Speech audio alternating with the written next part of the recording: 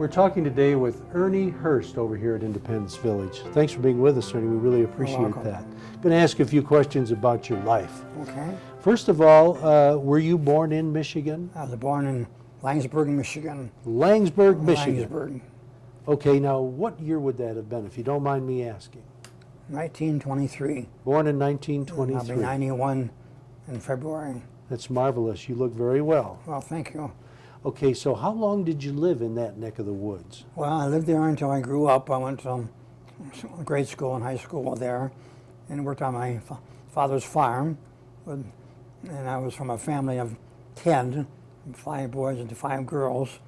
And so we had this farm on the edge of town. And we didn't even have electricity or running water because we were out in the country, but on the edge of town. We got that when I was growing up. And then I spent 2 years after high school working at home and then in a factory on Lansing. And then I went in the Army. Okay. When I was... Let's back up a little bit. Sure. I want to talk more about your folks. Did you ever try and trace your family back at all? Yes, my father's background was primarily Irish. Okay. And most of his ancestors came from Ireland back in the 1840s when they had those problems with the potato famine and so forth. So it was during that era that your family immigrated to the United States? Most of them. There were various aunts and uncles, and I have a couple of relatives who have done some genealogy tracing, but I never got involved in that. But I would say almost all of them were from Ireland. And how many brothers and sisters did you have? Yeah, there were 10 of us, 5 boys and 5 girls. Okay. So you lived out in the country on the farm. How many acres did your dad have? Well, it wasn't a very big farm. We only had 60 acres, but we farmed other land. My father farmed 1 or 2 other farms with his brother, who was also a farmer. And we didn't even have a tractor. We had horses. We had 3 horses. So, and we didn't have electricity either at that time. And it was a hard life. And yeah, I was going to say, if I had to guess, during the Depression. When you got home after school, you didn't sit on the couch. Oh, well, I was a good student in school, but if I got out early in the spring because of having good marks on my tests, I'd say, Dad, I'm excused from the semester final exam because my marks were mostly A's and B's. He said, okay, son, that's fine, but go in the barn there and get a hole and you can start hoeing the corn. And that's what I did. Did you have to get up early in the morning to do some of that stuff? Yeah, fairly early because we had cows. We had to milk them, and that was before breakfast. And we had chores after school. We didn't have central heat, of course, and we'd have to go out and get wood from our wood pile, and we had coal, and we'd burn that. So we had to heat the house. So did you have like a Franklin stove or something like that? Or? Well, we had a big range in the kitchen that my mother fixed all our meals on, and then we had a bigger stove in the living room, and we managed pretty well. I remember in the real cold weather, we would have what they call soapstones, and they were about that size, square, and you could put them in the oven in the kitchen, and then wrap old towels around them, pieces of them, and put them in the bed that you were sleeping in with your brothers or sisters, and that would warm up the bed, and it was not an easy life, but we'd go into the living room where the big stove was and get dressed in many cases. You couldn't be too modest in a situation like that because you didn't have that much privacy, but somebody once told me they put stones like that in cars too. That was the heater. Oh, is that right? Does that ring a bell with you at all? I was just curious. I never heard of that. Oh, well, anyhow. Well, the Model T Fords were pretty primitive right. in heating, I know that. But that was before my time. Yeah. All right, so what was as far as the farm goes, what was the big source of income for your parents? Was it selling the vegetables? Well, that was mostly, we had 6 or 7 cows, and the 3 horses, and we had sheep at various times, and we had pigs, and my dad would usually, with friends and neighbors around there, other farmers, would butcher a cow or a pig in the fall, and my mother would can a lot of that meat, and then my dad had a big crock in the cellar, and they could put salt pork in there, and I remember him telling us kids growing up, my brothers and sisters, now eat some of the fat with the lean meat because it'll go further, and meat is good for you. Well, I never liked salt pork, but I did eat some of it. And my mother was a good cook, though, and so we ate well. During the Depression, we didn't have much money, but we never were short of food because my mother would can several hundred jars of vegetables and fruit even, and keep them in the basement all winter. And it seemed like in the wintertime, we only had to buy things like salt and condiments, sugar, and things like that. And we made our own butter. We'd take cream from the cows, from the milk, and churn butter. And that was kind of tedious at times to get that butter to become butter. You had to push this thing down in the churn, and eventually it would stiffen up. But we made homemade ice cream in the wintertime. That was kind of fun because we had the ice, of course, available, and we'd take milk and cream from the cows, and my mother would take the other ingredients, and that was quite a treat. So did you make any of the Ben and Jerry flavors? Oh, and vanilla was the only flavor.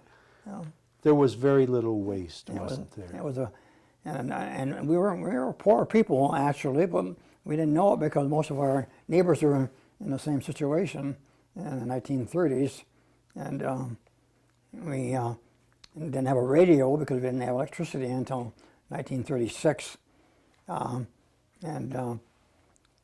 I don't know how we seemed to be able to entertain ourselves. We played cards, checkers, marbles, in good weather outside with other kids. Were there many? Were your neighbors close by, or were they far away? We lived in the country, but it was on the edge of town. So yeah, we had neighbors fairly close by compared to most farms. We had a neighbor right across the road actually, and there was a railroad that went by our house and farm right through it actually, and so we weren't. And I did go to the town school in Langsburg. Mm-hmm. I didn't have to go to a country school. If I lived further out in the country, I would have gone to one of these one-room 8th grade schools. I was just going to ask, was it a very small school or not? Well, the school I went to was a small town. Langsburg at that time had a population of probably when I was growing up of about less than 1,000. Uh-huh. And many of the people that lived there drove to Lansing, 20 miles away, to work in a factory or other offices, things like that. But you weren't in a one-room schoolhouse or anything no, like that. But probably your class wasn't very big. It was big enough so that we had one classroom, one teacher per classroom with 2 grades. Like on the first floor, the one building, one 2-story school, and the first floor, as I recall, had a kindergarten, I think was in the basement, and then the first and second grade were in a room on the first floor, along with 3rd and 4th grade, 5th and 6th grade, and 7th and 8th grade. Okay. And on the second floor was the high school, Right. grades 9 through 12. Okay, I'm going to stop you there for just a second, but we'll be right back. Okay.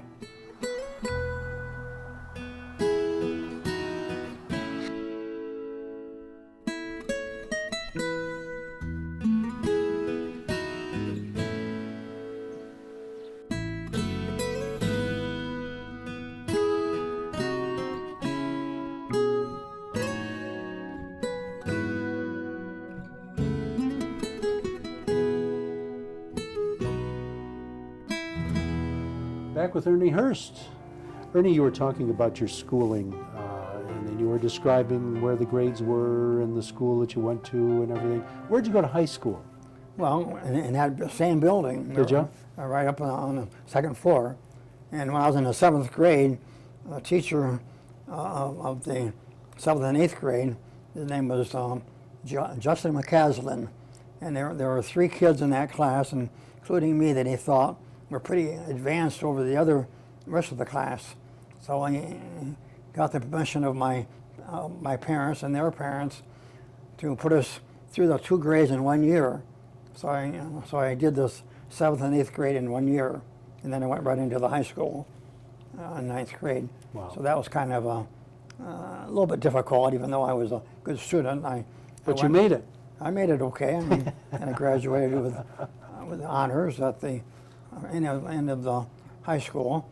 But that was still, that was 1940. Right. And so I stayed on a farm. I would like to have gone to college, but that wasn't viable at that time. Wasn't in the cards just then. No.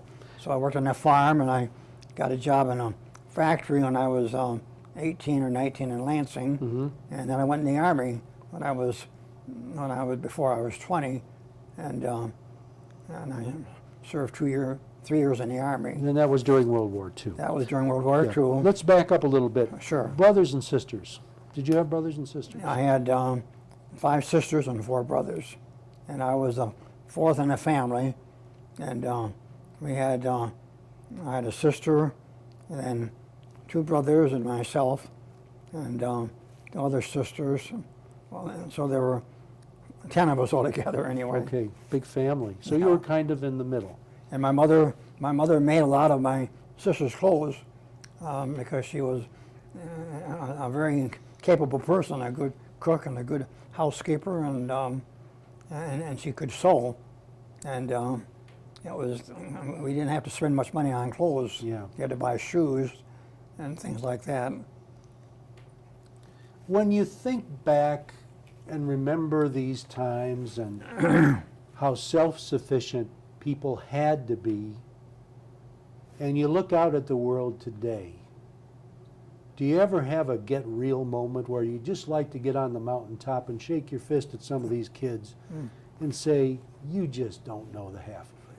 Well, my oldest son told us one time that, and I wrote kind of a brief summary history of my family after I grew up, primarily about my parents from the time they were married back in 1913 until my father died in 1950. And I described what it was like growing up. And he said, Dad, I was reading your little history story to my 2 kids, and they couldn't imagine people living like you did, without electricity, without running water, without a radio or electricity. And they thought it was like being living in the caveman days. I don't know, we just accepted that that's the way most people lived. Right. Everybody was in the same boat. That's right. And it's interesting to hear the story of other people who were farmers during the Depression and how there was never a shortage of food for those guys. That's Boy, right. if you were going to go through a depression, a That's farmer was probably what you ought to be. Yeah, that's true. Okay, so I know that you ended up in the field of education, but tell us a little, okay, you joined the military during World War II. Did it take you overseas? Yes, I went overseas. I was drafted in January 1943, and because I could type, I was that was an asset for me at the time, and I was assigned to go to Army clerk school in Texas, and to learn to be an Army clerk, and I was one of the top people in the class, and then I was assigned to a station hospital, and I had to go to Berkeley, Texas for some basic training, but because we were not in World War II, you weren't issued guns if you were in the medical department, medical corps. So I went to the clerk school and had some really basic training, and after that I was assigned to an Army station hospital in Camp White, Oregon. And I was there for more training, and then we were shipped overseas in September 1943. And Okay. I felt bad at the time because I wasn't able to get home on a furlough, but that's where it was then. And I went overseas, and we went to England and set up our station hospital there. And I was asked to eventually work in the headquarters and the personnel section of the hospital. And then I would help out at times after D-Day. Everybody in the hospital, even the cooks and the clerks, had to turn out to help get the wounded troops taken care of in the various buildings and wards in the hospital. Mm-hmm. But I was not involved in that directly. I worked mostly in the headquarters office. All right, now, there's a lovely lady sitting over on that couch by the name of Roseanne, and I don't suppose you'd like to bring her into this picture in this story and tell us when did you and Roseanne meet? Well, let her tell you about that. Well, she's not on camera, so it's a little tough to do that. Well, I was, I had gone to Michigan State and got my degree. So this was after the military. This is after the war on the GI Yeah. Bill. Yeah, I was in the Army for just about 3 years, and then I had a little bit of time before I started college on the GI Bill at Michigan State. Okay. And at that time, I was going to major, I did major in history, but as time went on in college, I realized that there wasn't much of a career in getting a job in that, and I thought, well, I like kids, maybe I could be a teacher, because there weren't many jobs as a historian or a museum director, and so I wound up as a teacher in Olivet, Michigan, and I taught history classes there, and an English class and civics, and then I was also part-time librarian because the high school there was not real big in Olivet, and a little college there, but the population there was only about 1,000 and maybe 1,500. But I was there for 2 years, and then I was invited back to Michigan State to work as a student graduate assistant with my mentor, who I worked with when I did student teaching, and so I got my master's degree, and then I got a job in Grosse Pointe. And What year would that have been? that was 1953. 1953 in Grosse Pointe. And I decided to go one night on a weekend, on a Friday night, I think, to a CYO center in Detroit. And I went by myself usually. I went like that with another guy or two, but that night I didn't. But I thought, well, I'll go to this dance that's open to the young people like myself. Okay, going to stop you right there because I Yes. think I know what's coming next, and we don't want to chop up that story. So we'll be back in just a second. Okay.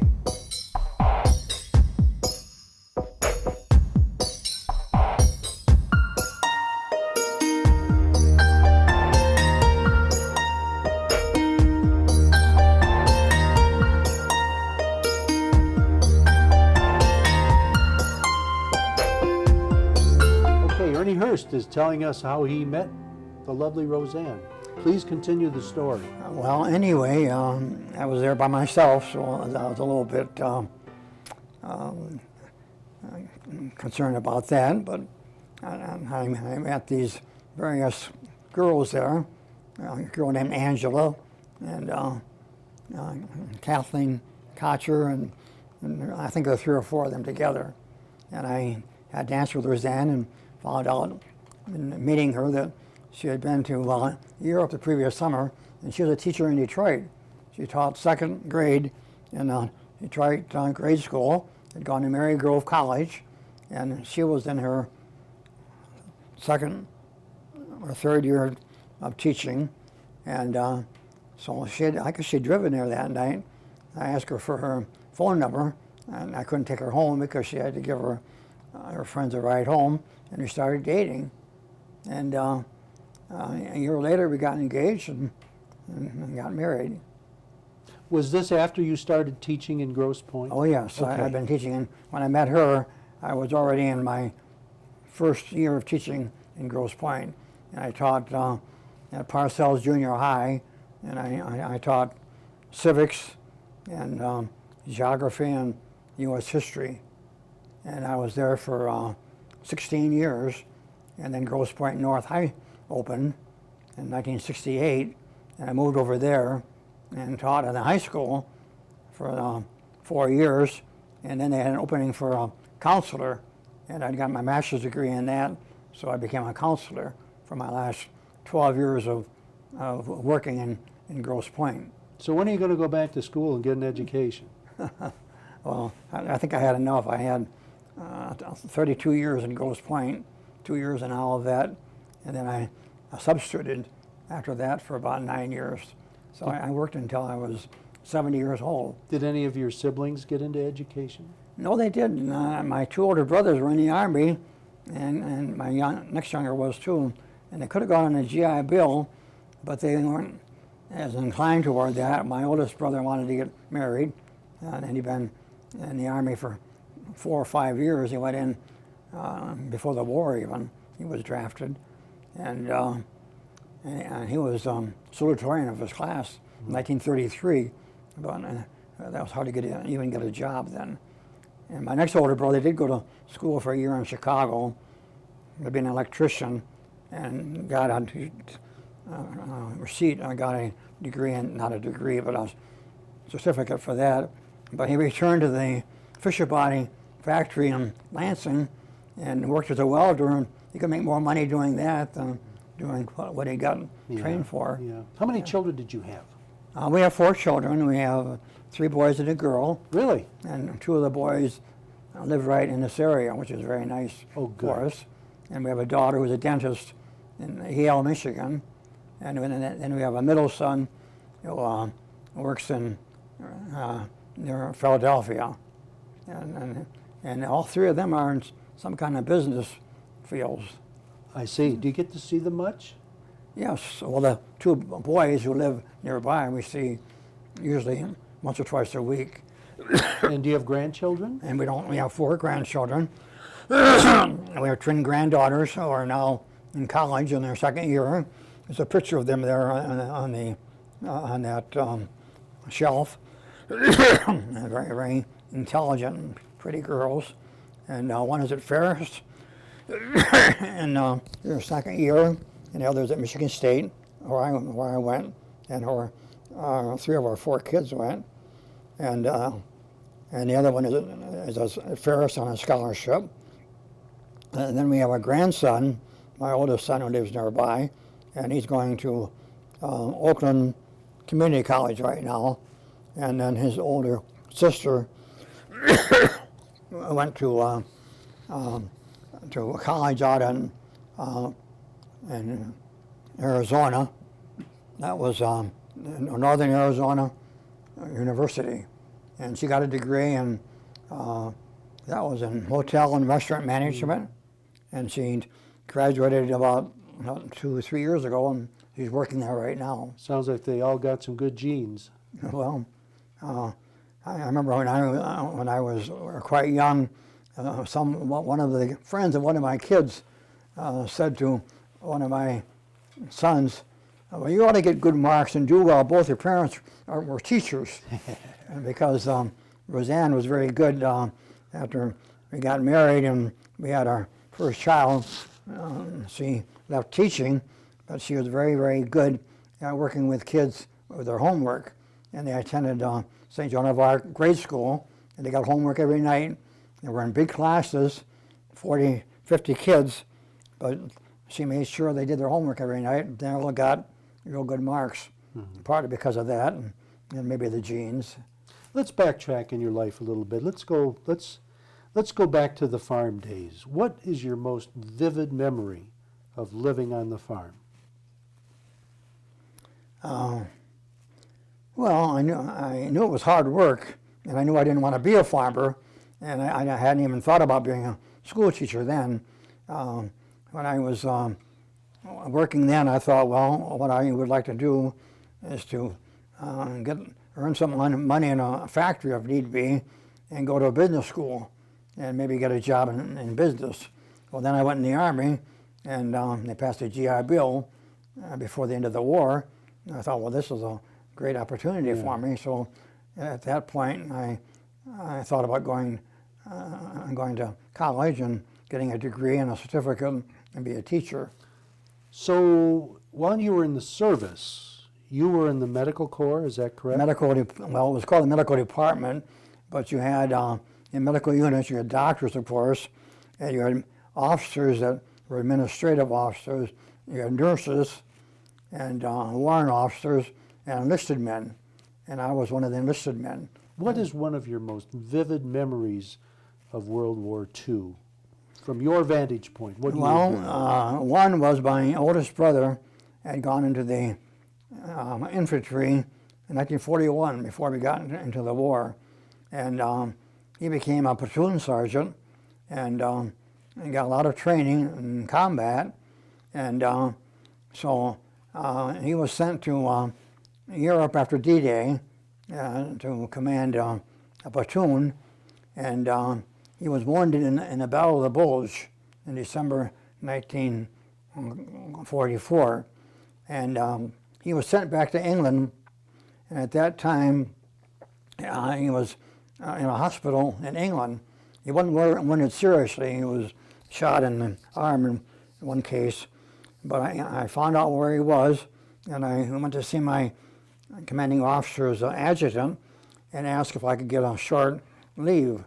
At that time I was stationed with my unit in Scotland. We had the station hospital up there. So I got permission to take a train down there and visit him for a couple of days in his hospital in England. And I had seen him for the first time in 2 years, and he had just been in combat, and that was quite a thrill for me, a memory that I will always have. Wow, that must have been something. If you had to give a piece of advice to the kids of today, based on your own life's experiences, what would it be?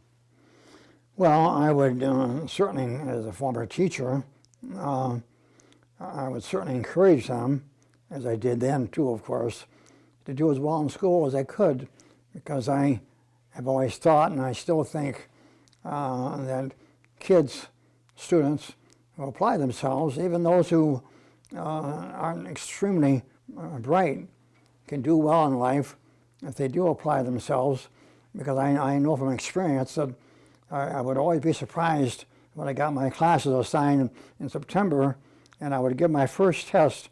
Some of the kids in the class that I thought were quite bright, because they were quite vocal, they wouldn't raise their hands and volunteer. I didn't do that well on tests. And I learned a lot of the kids that were quiet and sitting in the back of the room or even in the front, but didn't say that much, didn't always have a lot of ability, but they worked hard. And they got good marks, and they went on to do very well.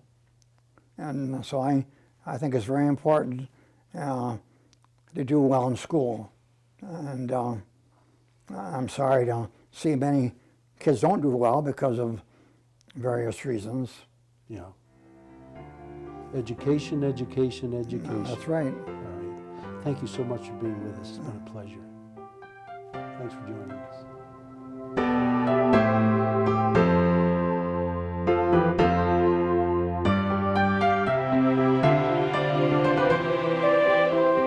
You're watching OCTV, Oxford Community Television, serving Oxford, Addison Township, and the village of Leonard.